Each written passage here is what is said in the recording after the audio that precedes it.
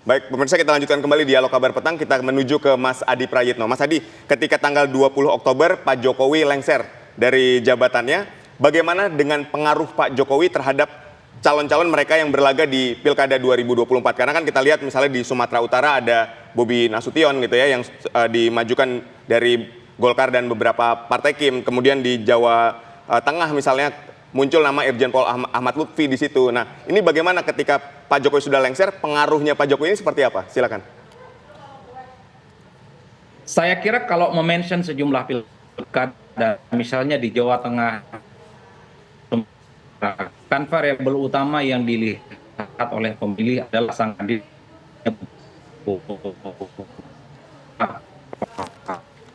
Jadi dalamnya adalah sang calon.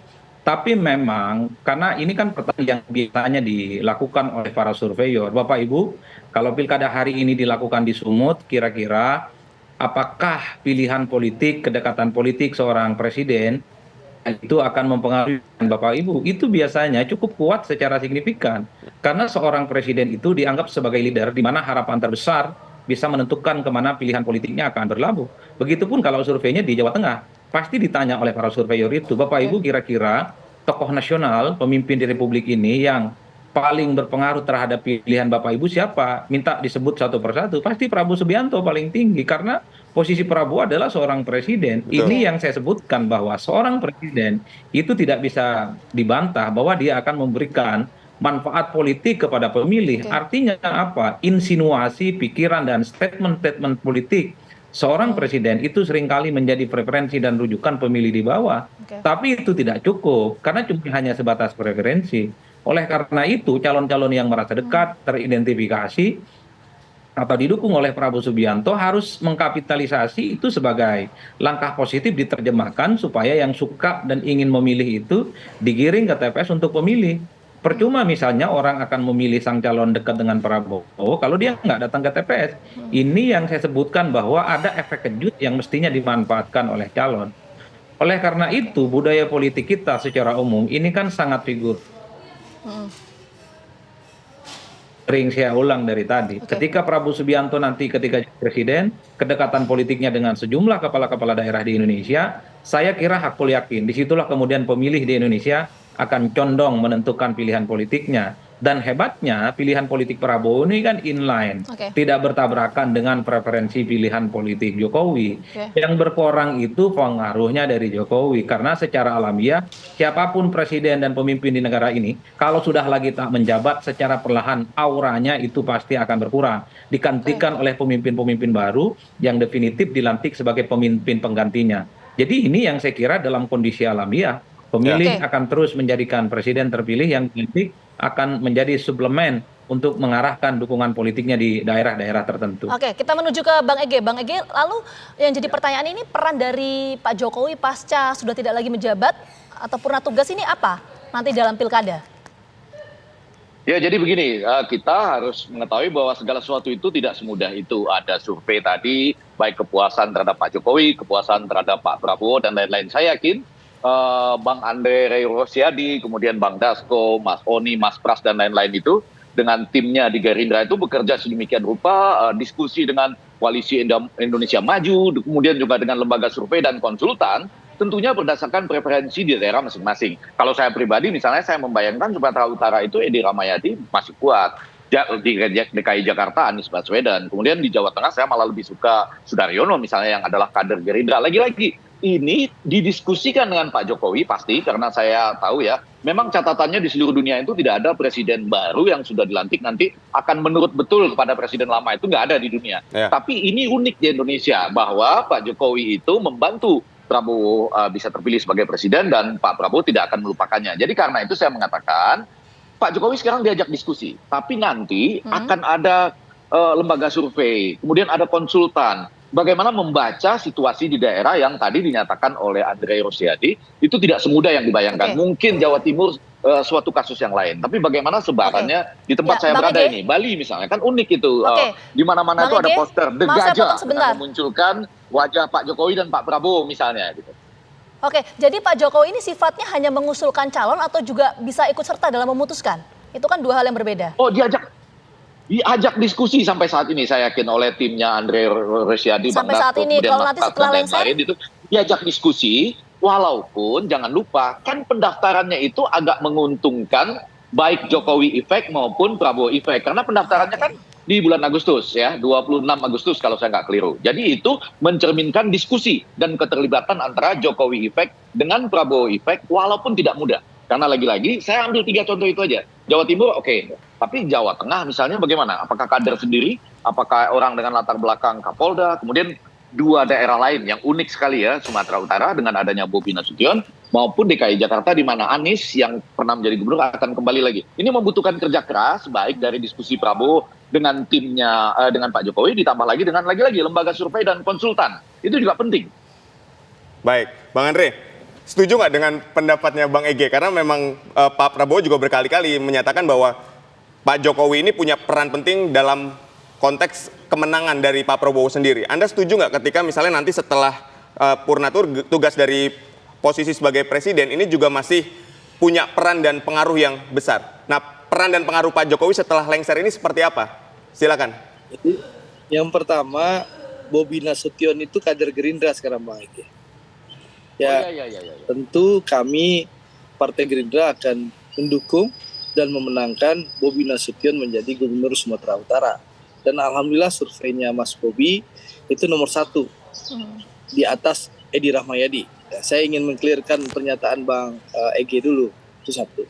Yang kedua, ya, ada beberapa survei ya, tapi mungkin ini yang terbaru ya, yang dikutip oleh Andre Rosiade ya. Ya, jadi yang kedua adalah saya ingin menyampaikan bahwa tentu sekali lagi Pak Prabowo dan Pak Jokowi tidak bisa dipisahkan. Ya, Pak Prabowo sudah mengambil keputusan bahwa beliau adalah keberlanjutan dari keberhasilan pemerintah Pak Jokowi. Dan tentu hubungan Pak Prabowo dan Pak Jokowi akan selalu bersama dan tidak akan terputus meskipun Pak Jokowi sudah turun dari jabatannya. Itu tidak ada salahnya Presiden Republik Indonesia berkonsultasi dengan presiden-presiden sebelumnya. Nanti Pak Prabowo bisa diskusi dengan Pak Jokowi, bisa diskusi dengan Pak SBY, bisa juga diskusi dengan Bu Mega. Tidak ada masalah, gitulah. Jadi intinya apa? Sekali lagi ya, kami meyakini, Partai Gerindra meyakini bahwa harapan kami Prabowo efek ini bisa berdampak bahwa kepala daerah yang terpilih akan bisa mensukseskan program-program yang sudah disampaikan oleh Pak Prabowo dan Mas Gibran. Intinya itu.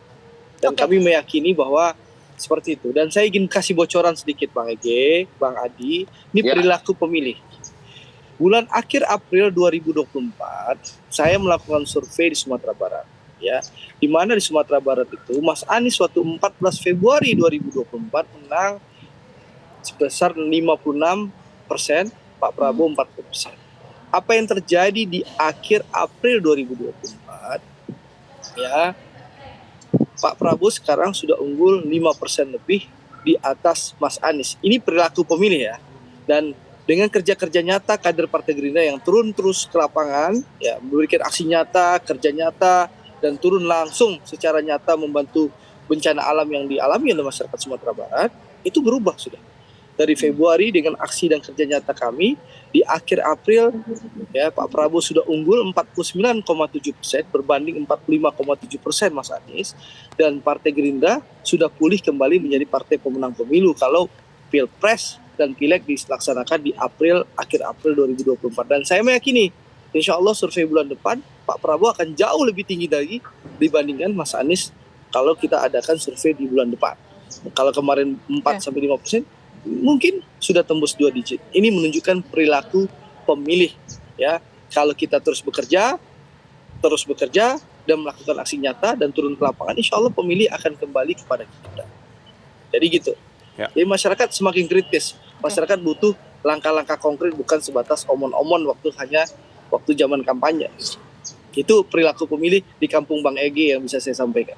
Oke, Bang Andre, tapi kalau kita misalnya satu contoh misalnya di Pilgub Jakarta ini kan ada suara yang belum satu suara ya, kayak misalnya tadi disampaikan oleh Aditya Nugroho bahwa Koalisi Indonesia Maju ingin mengusung RK, tapi satu sisi Golkar juga masih belum memutuskan, sementara Pak Jokowi informasi yang kami dapatkan juga menginginkan RK untuk maju. Nah ini gimana untuk kemudian bisa mendudukan satu suara ini?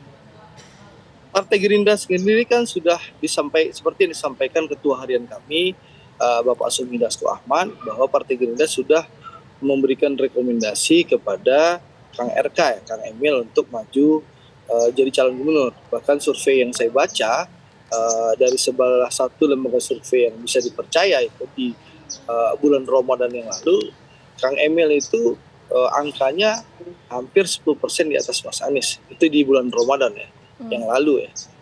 Itu angka yang saya baca. Jadi intinya apa? Sekali lagi tentu meskipun kami sudah mengusulkan, lalu juga Bang Zulhas PAN juga sudah menyampaikan dukungan kepada Kang Emil, sekali lagi tentu semua akan didiskusikan. Ya, tentu kita akan diskusi bersama-sama, kita akan mencari calon gubernur DKI yang terbaik ya. Yang pertama bisa menang, yang kedua bisa mendukung keberhasilan pemerintah Pak Prabowo dan Mas Gibran. Ya, intinya kan ini, kita ingin bersinergi bersama-sama, bergotong royong, memastikan Indonesia jauh lebih baik ke depan, Indonesia bisa bangkit, dan Indonesia jauh lebih sejahtera. Dan program-program yang dijanjikan oleh Pak Prabowo dan Mas Gibran bisa diwujudkan, seperti itu. Jadi mohon waktulah, mohon bersabar. Komunikasi politik sedang dilakukan, dan kita akan memberikan pilihan terbaik bagi masyarakat DKI Jakarta. Ya, di mana gubernur tentu harapannya bisa mendukung pemerintahan Presiden Prabowo dan Wakil Presiden Mas Gibran. Sehingga janji-janji politik Pak Prabowo itu bisa dieksekusi, bukan sebatas omong-omong, seperti itu. Baik, ini kan artinya ketika kita melihat bahwa Prabowo tetap akan menjalin kerjasama dengan Pak Jokowi, baik ketika Pak Prabowo sudah dilantik sebagai presiden ataupun Pak Jokowi sudah lengser dari kursi presiden. Nah, pertanyaan berikutnya ketika Prabowo sudah dilantik, ini bagaimana nasibnya partai-partai oposisi? Silakan, Mas Adi.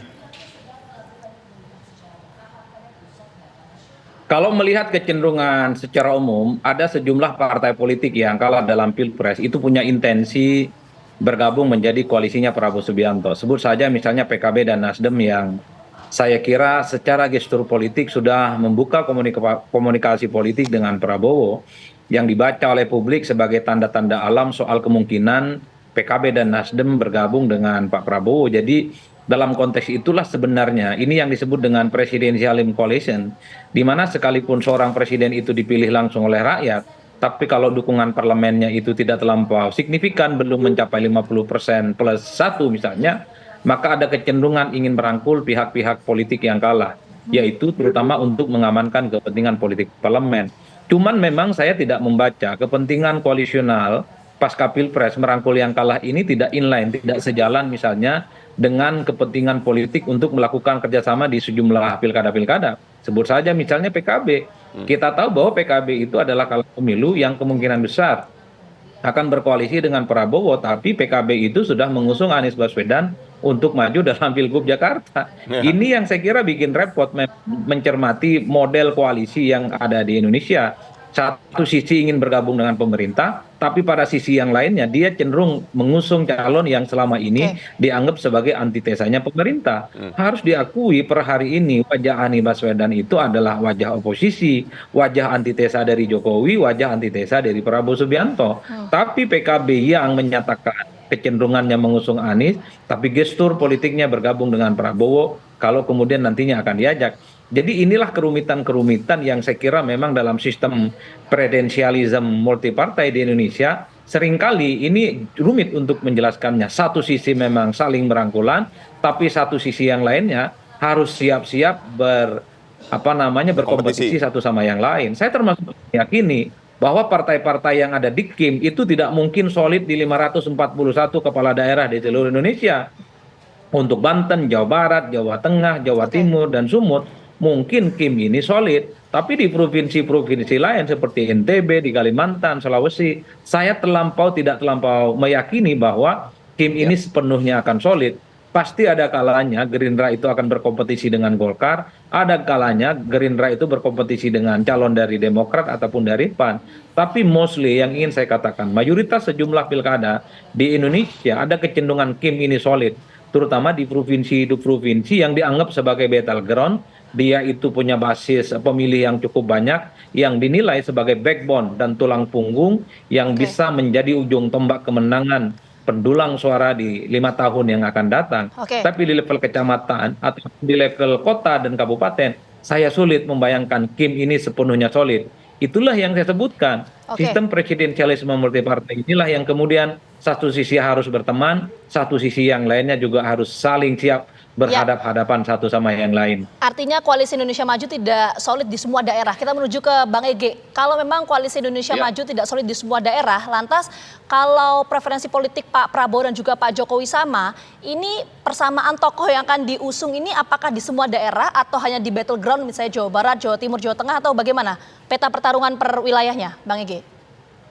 Saya pelan-pelan mau mengatakan dalam konteks teori komunikasi politik kita harus tahu bahwa tingginya sekarang tingkat kepuasan baik kepada Pak Jokowi maupun Pak Prabowo. Saya rasa terkait juga ya kalau Litbang Kompas yang melakukan dengan berita-berita yang ada di Kompas, yaitu yang pertama hilangnya suara akademisi atau kampus dan menurunnya suara para guru besar atau amicus curiae yang dulu. Nah, berangkat dari situ saya ingin mengatakan di bawah belum tentu apa yang menjadi sesuatu di level nasional itu bisa kita terjemahkan dengan baik. Tapi saya bahagia Adi Praitno nggak perlu takut, semua konsultan, semua lembaga survei, karena tadi ya Bang Andre Rosiadi saya baca asta karyanya Prabowo Gibran itu nomor satu adalah menegakkan Pancasila, kebebasan dan kemudian HAM. Jadi artinya silakan saja para konsultan dan lembaga survei itu mencari siapa-siapa yang barangkali tidak dibaca sebagai hasil diskusi Prabowo dan Jokowi. Jadi bagi saya lagi-lagi, saya mempunyai peta yang berbeda. Saya dengan Salemba Stulnya, Adi Pray mungkin dengan parameternya ya, di Jakarta, misalnya Jawa Tengah, kemudian tadi Jawa Timur saya skip ya, Jawa Barat misalnya, kemudian Sumatera Utara, ya DKI Jakarta tadi ya sudah saya katakan, ini sesuatu yang berbeda.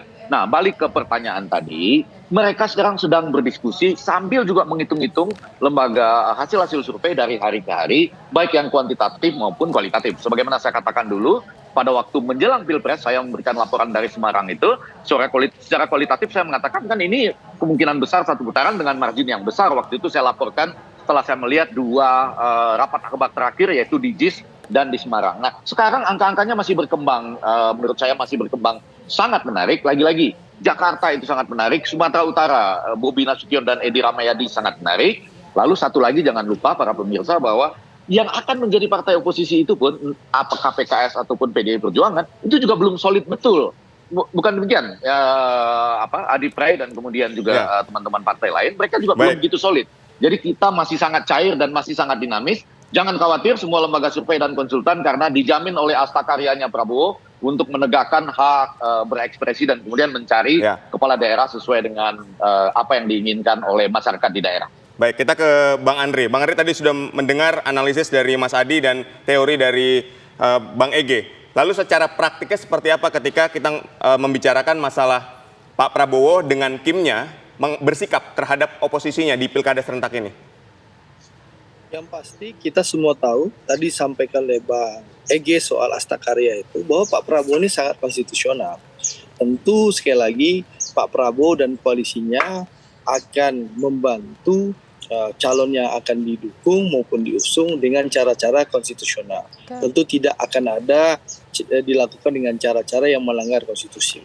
Karena sekali lagi Pak Prabowo adalah seorang patriot, seorang negarawan dan sudah sangat sangat demokratis. Apa buktinya? Beliau untuk maju menjadi calon presiden membentuk partai dan mendirikan Partai Gerindra. Ini menunjukkan bahwa beliau percaya demokrasi, beliau sangat menghargai demokrasi, dan beliau sangat menghargai perbedaan pendapat. Jadi tentu sekali lagi apapun yang dilakukan oleh Pak Prabowo dan Koalisi Indonesia Maju tentu dengan cara-cara yang konstitusional, tidak melanggar aturan dan tidak melanggar prosedur yang ada. Sekali lagi kita sangat menghormati demokrasi, begitu. Oke, baik, nanti kita sama-sama tunggu ya siapa saja tokoh yang kemudian dideklarasikan akan didukung oleh Pak Jokowi dan juga Pak Prabowo. Terima kasih banyak atas waktunya Bang Andre, Mas Adi dan juga Bang Ege. Sehat selalu.